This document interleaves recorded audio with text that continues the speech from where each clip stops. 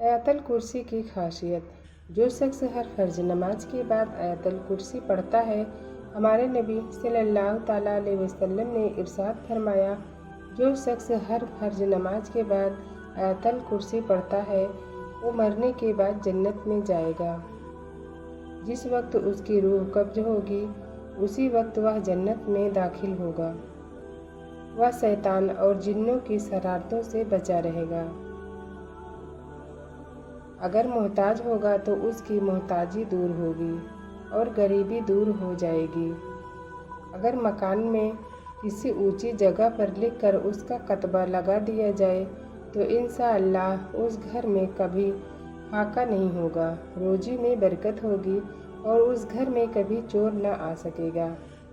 नाज़रीन, आयतल कुर्सी पढ़ने की और भी बहुत सारी फजीलतें हैं। हज़रत अली रज़ी अल्लाह ताला अन्हु ने इरशाद फरमाया, अगर लोगों को यह इल्म हो जाए कि आयतल कुर्सी में क्या कुछ मौजूद है तो कोई अक्लमंद इंसान इसे कभी भी छोड़ नहीं सकता। हज़रत अली रज़ी अल्लाह ताला अन्हु ने फरमाया, कोई समझदार शख्स ऐसा नहीं हो सकता जो आयतल कुर्सी पढ़े बगैर सो जाए। हज़रत आयशा सिद्दीक़ा रज़ी अल्लाह ताला अन्हा के पास एक शख्स आया और उसने अपने कारोबार और ज़िंदगी के मामलात में बरकत न होने की शिकायत की। उम्मुल मोमिनीन ने पूछा, क्या तुम खाना खाने या पीने से पहले आयतुल कुर्सी पढ़ते हो? आपने हिदायत दी, हर खाने पीने से पहले आयतुल कुर्सी पढ़ा करो, इंशाअल्लाह तुम्हारे रिज़्क़, माल और घर के तमाम कामों में बरकत शामिल हो जाएगी। सूरह मुल्क की खासियत। हदीस शरीफ में है कि जो आदमी हर रात में इसे पढ़ेगा वह अजाब कब्र से बचा रहेगा। तकरीबन सबके पास मोबाइल है, कुरान उसमें डाउनलोड कर लो किसी हाफिज़ या कारी का। सोने से पहले एक मरतबा सूरह मुल्क अगर सुन करके सो जाओ, हदीस शरीफ में है जब मरोगे कब्र में यह सूरह एक रोशनी बन कर आएगी और आकर क्या कहती है, आला हजरत ने लिखा है, सूरह मुल्क पढ़ने वाला या सुनने वाला जो अपनी ज़िंदगी में कब्र में जाता है, सब लोग दफन करके उसकी तख्तियाँ बंद करके चले आते हैं। या सूरह मुल्क जाती है अपने रब के पास, कहती है, ऐ मौला मैं तेरे कलाम का हिस्सा हूँ या नहीं? रब फरमाता है, हाँ ऐ सूरह मुल्क तो मेरे कलाम का हिस्सा है। कहती है, मौला जो मुझे रोज़ पढ़ता था, सुनता था, मैं उसकी सिफारिश लेकर आई हूँ, उसकी बख्शिश का ऐलान फरमा दे। यहाँ तक कि वो सूरह मुल्क रब ताला से बार बार इसरार करेगी। अल्लाह ताला कुरान में फरमाता है, गम न करो, बेशक अल्लाह तुम्हारे साथ है। सोचिए, जब पूरी दुनिया आपका साथ छोड़ दे तब भी अगर अल्लाह साथ है तो फिर डर किस बात का।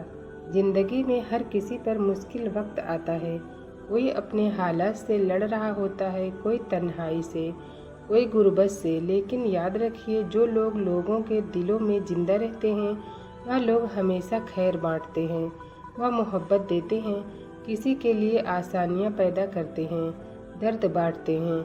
असल में ज़िंदा वही लोग हैं जो दूसरों की ज़िंदगी को आसान बना दें। दुनिया में हर चीज़ बोलती है, आपके अल्फाज, आपके रवैया, आपका किरदार। याद रखिए, जिसके दिल में ईमान होता है वह सिर्फ अल्लाह के आगे झुकता है, उसे दुनिया का डर नहीं होता, क्योंकि उसका भरोसा अल्लाह पर होता है। आजकल लोग रोटी चुराने वाले को चोर कह देते हैं, मगर जो मुल्क लूट ले वो कानून लिखते हैं। लेकिन इंसाफ का एक दिन ज़रूर आएगा और अल्लाह के यहाँ कोई जालिम नहीं बच पाएगा।